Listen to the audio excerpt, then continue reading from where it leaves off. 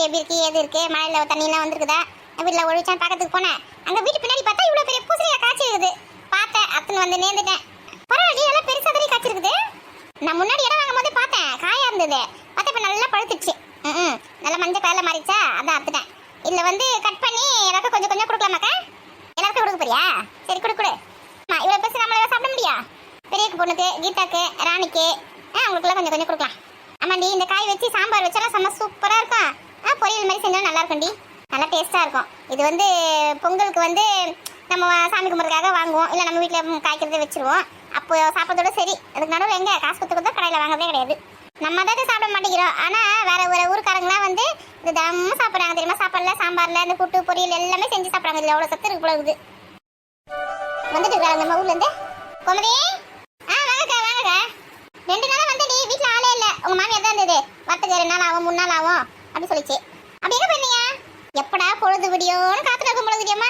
யார் எங்கே போனாங்க யார் எங்கே வந்தாங்க எல்லாத்தையும் தெரிஞ்சுக்கிறதுக்கு இது எதுக்கு பூசணிக்காய் வர வச்சுன்னு இருக்கோம். நம்ம கண்ணு வைக்க போகுது. அதுவாக்கா திருப்பதிக்கு போயிருந்தேங்க. என்னடி திடீர்னு? ஆமாம் எல்லாத்தையும் இந்த அம்மா கேட்டு முடிவு எடுக்கணும் பொழுது. திடீர்னு ஏன் போனீங்க கேட்குறேன். நம்ம ஓடிடலானே சார். பூசணிக்காய் பார்த்தா கேட்கும். ராதிகா தான்க்கா கோயிலுக்கு போகிறேன் திருப்பதிக்கு போகணும் அப்படி வெளியே செஞ்சுருந்தாலாம். அவள் போனேன்னா சரி அவள் போகும்போது நம்மளும் கூட போயிடலாம் அப்படின்னு சொல்லிட்டு நான் கிளம்புனேன். என் கூட கீதா ராணி பெரிய பொண்ணு எல்லாரும் வந்துட்டாங்க. உங்கள் மாமனார் மாமியாரை மட்டும் கூட்டிகிட்டு போயிட்டேன். ஆமாக்கா அவங்க வரலன்னு சொல்லிட்டாங்க. நாங்கள் வீட்டில் இருந்துக்கிறோம். நீங்கள் மட்டும் போயிட்டு வாங்க மாடு வேறு பார்த்துக்கணும். நீங்கள் மட்டும் போயிட்டு வாங்க அப்படின்னு சொல்லிட்டாங்க. அப்போ நீங்கள் மட்டும் ஜாலியாக போயிட்டு வந்தீங்க. ஆமாக்கா நாங்கள் வந்து முன்னாடி பஸ்ஸில் போகலான்னு பார்த்தோம். அதுக்கப்புறம் ட்ரெயினே இருக்குன்னு சொல்லிட்டாங்களா. நாங்கள் ட்ரெயின்லேயே போகும்போது போயிட்டோம். திரும்ப வரும்போது மட்டும் பஸ்ஸில் வந்துட்டோம். கொடுத்து வச்சு விழுங்க நினச்சப்பெல்லாம் போயிட்டு வராங்க. ஏடி எல்லாத்தையும் கிட்டே எதுனா வாங்கினீங்களா இல்லையா? நானும் எடுத்து வந்து கொடுக்கணும்னு நினச்சேக்கா. நீங்களே வந்துட்டீங்க. அதுக்குள்ளே ஏதோ பசங்கிட்ட கொடுத்து அனுப்புறேன்னு பேக்கில் இருக்குது. அப்புறம் கொடுத்து அனுப்பிட்டுமா? சரி சரி சாமிலாம் கும்பிட்டு அப்புறமா தான் கொடுப்பீங்க. சும்மா கேட்டேன். சரி முட்டை வேணுமா? அது கேட்க தான் வந்தேன். முட்டையாக்கா இன்னைக்கு வேறு சாமி வேறு கும்பிடணும். நாளைக்கு வேறு சனிக்கிழமை ஞாயிற்றுக்கிழமை தான் முட்டை வேணும். இன்னைக்கு வேணாம் நான் ஞாயிற்றுக்கிழமை வாங்கிட்டுமா? அப்படியா? மீனா கேட்டா அவளுக்கிட்டே வந்து நான் கோமதிக்கு வேணும் அப்படின்னு சொல்லிட்டு வந்துட்டேன். சரி மீனாக்கே கொடுத்துறேன். மக்கா மீனாக்கெல்லாம் கூட லட்டு எடுத்துன்னு கொடுக்கணும். மஞ்சள் கூட லட்டு கொடுக்கணும். சரி எனக்கு கூட கார்த்திகை தீபம் கும்பிட்டு நிறைய வேலை இருக்குது. இன்னும் முருங்கை கீரை வேறு பறிக்கணும். அகல் விளக்கெல்லாம் போய் வேறு வாங்கிட்டு வரணும். சரி வேலை வைக்கணும் போயிட்டு வரட்டுமா? லட்டு மறக்காம அப்புறமா கொடுத்து அனுப்பு. ஏக்கா உங்கள் வீட்டு மரத்தில் முருங்கை கீரை இருக்குதா? இருக்குடி. தீபம் கும்பிட்றதுக்கு முருங்கை கீரை பொரியல் செஞ்சு வைக்கணும்க்கா. அந்த வர வந்து பறிச்சிக்கிறேன்னா நான் என்ன கூட பறிக்க போறேன்டி. நான் உங்களுக்கு சேர்த்து பறிச்சு வைக்கிறேன். வந்து வாங்கிக்கோ. சரிக்கா சரிக்கா பறிச்சு வைங்க. எங்கள் வீட்டில் ஒரு முருங்கை மரம் வைக்கணும்னு பார்க்குறேன். நானும் கலையை ஒடிச்சுன்னு வந்து வைக்கிறேன். இந்த முருங்கை மரம் மட்டும் எனக்கு வளரவே மாட்டேங்குதுக்கா. இந்த முருங்கை மரம் நட்டுட்டு அது மேலே சாணி இருக்குது பற்றியா? அது கொஞ்சம் வைக்கணும். வச்சாதான் வந்து அந்த சின்ன சின்ன கணுவெலாம் இருக்குது பற்றியா? அங்கே சைட்லேருந்து கிளெல்லாம் வந்து நல்லா வேர் பிடிச்சி முருங்கை மரம் வளரும். எங்கள் வீட்டில் உடச்சி போட்டு வச்சுருக்கேன். வந்து எடுத்துக்கோ. நட்டு வை. இது வரைக்கும் எத்தனையோ வாட்டி வெட்டி போட்டுருக்கேன். எத்தனை நட வேண்டி தானே? எத்தனை வந்திருக்காங்க அவங்க வீட்டிலேருந்து 2-3 வாட்டி எத்தனை வந்துருக்கேன். நட்டு வச்சா வரவே மாட்டுது.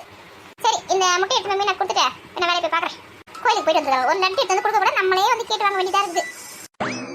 இந்த பசங்களை காலையில் எழுந்த உடனே சொன்னேன். எல்லாருக்கும் போய் தெருவில் இருக்கவங்களுக்குலாம் கொஞ்சம் கொஞ்சம் லட்டு கொடுத்துட்டு வந்துருங்க. அந்த சாமி கையில் கட்டுறது வேணாம் வந்துருக்கோம். அதையும் எல்லாருக்கும் ஒன்று வச்சு கொடுத்துருங்கன்னு சொன்னேன். பசங்க எங்கன்னா எழுந்து போனால் தானே பட்டு கிடக்குதுங்கம்மா. இன்னும் நான் கார்த்திகை தீபம் வர கும்பிடணும். நான் தான் பண்ண போகணும் ஒன்றும் புரியல. ரெஸ்ட் எடுக்குதுங்களா? உடம்பு டயர்டாக இருக்கான். ரெஸ்ட் எடுக்குதுங்க. இவ்வளோ எங்கே அழகானா பூசணிக்காவோட பரிமளாவை பார்த்து பயந்து ஓடிட்டாப்புல. வாடி இங்கே தாண்டி வீடு வா வா. யாரம்மா கூட்டின்னு வந்து நினைக்கனே? ஏண்டியா தீபத்துக்கு வந்து அகலில் வாங்கிட்டியா? இன்னும் வாங்கலாமா? அப்புறம் போய் வாங்கணும். எப்பா கார்த்திகை தீபம் முடிஞ்ச பிறகு போய் வாங்க போறியா? இல்லைம்மா கொஞ்சம் வேலை இருக்கு. அதெல்லாம் முடிச்சுட்டு போய் வாங்கிட்டு வரணும். அதான் அகல் வித்துன்னு இருந்தாங்க கூட்டின்னு வந்திருக்கேன். வாங்கிட்டேன் உங்ககிட்டே. வாடி இது எங்கள் வீடு தான். வா வா எங்கள் பொண்ணு வீடு தான். ஐயோ கடையில் போய் வாங்கினாலே விலை கம்மியாக தான் சொல்லுவாங்க. தெருவில் வரவங்க விலை அதிகமாக சொல்லுவாங்களே. இப்போ யாரை கூட்டின்னு வந்திருக்குன்னு தெரியலையே. எங்கன்னா கொஞ்ச நேரம் சும்மா இருக்கிறாங்களா அந்த அம்மா? விளக்குமா விளக்கு மண் விளக்கு. விளக்குமா விளக்கு மண் விளக்கு. கோமதி எத்தனை அகல் வேணும் வாங்கிக்கோ. எவ்வளோ விலைன்னு தெரியலையம்மா? விலைலாம் கம்மியாக தான் சொல்லுவாங்க. எத்தனை வேணும் வாங்கிக்கோ. எங்க மக்கள் இறக்கி வச்சுக்கிறேன். எத்தனை அகல்மா வேணா? இம்மா 10 ரூபாய்க்கு எத்தனை அகல்மா தரீங்க? 3 ரகம் அகல் இருக்குமா. சின்ன சின்னதாக இருக்கு பார்த்தியா? அது வந்து 6-10 ரூபா. திட்டமான சைஸ் இருக்குது பார்த்தியா? அது வந்து 5-10 ரூபா. இன்னொன்று வந்து கொஞ்சம் சைனிங்காக இருக்கிற மாதிரி இருக்கும். அது வந்து 4-10 ரூபா. உனக்கு எந்த அகல் வேணும் பார்த்து எடுத்துக்கோ. என்னக்கா அகல் வாங்குறியா? ஏங்க நீ கூட விளக்கில் ஏற்ற நல்லா அகல் வாங்கி வச்சுக்கோ. வாங்குறேம்மா. இப்போ அகல்லாம் எவ்வளோவா? எங்க 6-10 ரூபா 5-10 ரூபா 4-10 ரூபா அப்படின்னு சொல்கிறாங்க. ஒரு அகலுக்கு தகுந்த மாதிரி விலை. என்ன பாட்டியா விலை அதிகமாக சொல்கிறேன்? நான் எங்கடி விலை அதிகமாக சொல்கிறேன்? கரெக்டான விலை தானே சொல்கிறேன். 10 அகல் 10 ரூபான்னு கொடு. ஏண்டியா களிமண் எடுத்து அதை பதப்படுத்தி அதை வந்து அகல் வடிவத்துக்கு கொண்டு வந்து அதுக்கப்புறமா அதை நெருப்பில் சூடு பண்ணி உங்களுக்கு வீட்டு வாசல் எடுத்துன்னு வந்து கொடுக்குறேன். ஒரு அகல் வந்து 1 ரூபான்னு கணக்கு பண்ணி 10 அகல் நீ 10 ரூபான்னு கேட்குறேன். இது உனக்கு அநியாயமே தெரியல? பாட்டியா மண்ணு சும்மா தானே வருது. நீ காசு கொடுத்த வாங்குற மண்ணு இது மண்ணு சும்மா வருது. அதெல்லாம் அந்த கரண்டி எப்போ காசு கொடுத்து வாங்க களிமண்ணை காசு கொடுத்து வாங்கி தான் எல்லாமே செய்யணும். நீலாம் வந்து சந்தையில போய் வாங்கிருக்கணும்டியே, தெரிஞ்சிருக்கும் உனக்கு. 2 அகல் 10 ரூபாய், 1 அகல் 10 ரூபான்னு சொல்றாங்க. நீலாம் அந்த மாதிரி வாங்கினா தான் அடங்குவேன். இதே 2 10 ரூபாவா, 1 10 ரூபா, அது எங்க விற்கிறாங்க? சந்தைக்கு போய் பா தெரியும்.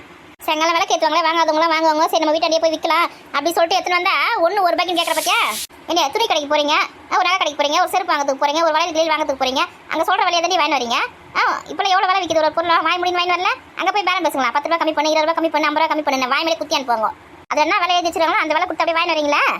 வீடு தேடி எடுத்துன்னு வந்து வித்தனா வந்து இவ்வளவு விலை கம்மியா கேட்குறது. போங்க, நான் இது மாதிரி போயிட்டு சந்தையில போய் சுத்திட்டு 1 10 ரூபான்னு சொல்லுவாங்க, வாங்கி வாங்க. ஏன்டி பேரம் பேசாம சொல்ற விலைக்கு வாங்கிக்கோங்க. ஏன் இப்படி பண்றீங்க? வருஷத்துக்கு ஒரு வாட்டி தான் ஏற்றப்படும், 3 நாளைக்கு மட்டும் தான் வாங்கிக்கோங்க. அவங்களுக்கும் குழப்பம் நடக்கணும்ல, அவங்களுக்கும் வியாபாரம் ஆகணும்ல, அவங்களுக்கும் இந்த குடும்பம் இருக்குல்ல. ஏன் இப்படி பண்றீங்க? அம்மா நீ சும்மா உனக்கு ஒன்றும் தெரியாது. சரி பாட்டியா, உனக்கு வேணாம் எனக்கு வேணாம். 8 அகல் கொடு 10 ரூபாய்க்கு. கமலா உன் முகத்துக்காக 7 அகல் கொடுக்குறேன் 10 ரூபாய்க்கு.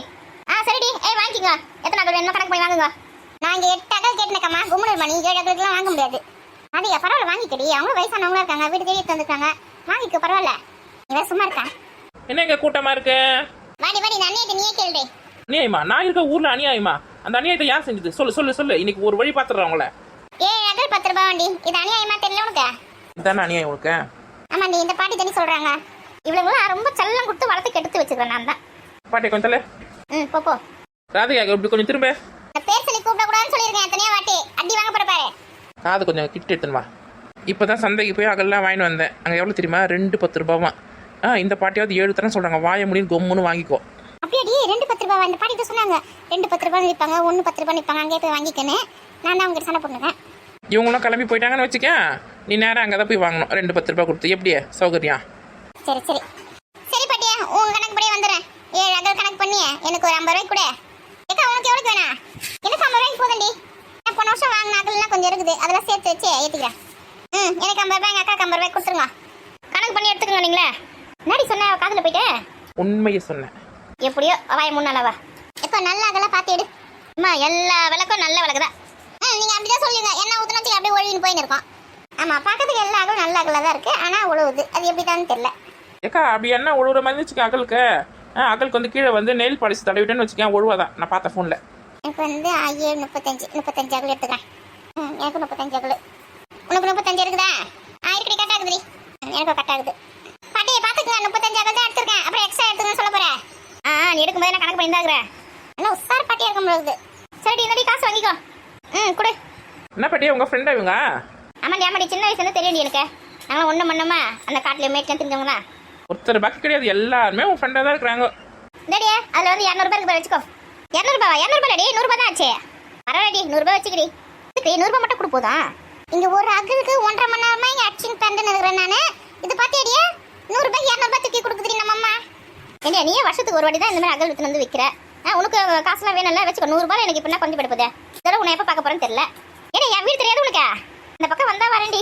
இந்த காத்து மூட பக்கத்தில் இருக்குதா, அங்கேயே தான் இருக்கிறேன் நான் இன்னும். வந்தா வரேன்னு. சரிடி சரிடி. சரி, இன்னும் ஒரு 4 தெருவுக்கு போக வேண்டியது இருக்குது. வரட்டுமாடியா? பார்த்து பொடி. விளக்குமா விளக்கு, மண் விளக்கு. அம்மா உனக்கு கொஞ்சமாவது அறிவு இருக்குதா இல்லையா உனக்கு? இவ்வளோ எனக்கு இருக்குதே, உனக்கு தான் இல்லை. 100 ரூபாய்க்கு யாராவது 200 ரூபாய் கொடுப்பாங்களா? அவள் சின்ன வயசுலேருந்து என் ஃப்ரெண்டு. அவள் வீட்டு சாப்பாடுலாம் நான் சாப்பிட்டுருக்கேன். புரியுதா? ஸ்நாக்ஸ்லாம் டெய்லியும் அவள் வீட்டில் எடுத்துன்னு வருவா. என் ஃப்ரெண்டுக்கு நான் எவ்வளோ தருவேன். நீங்கள் ஒன்றும் கேள்வி கேட்க தேவையில்ல. இதுக்கு யார் தான் ஃப்ரெண்ட் இல்லை, எல்லாரும் ஃப்ரெண்டு ஃப்ரெண்டுன்னு சொல்லுது.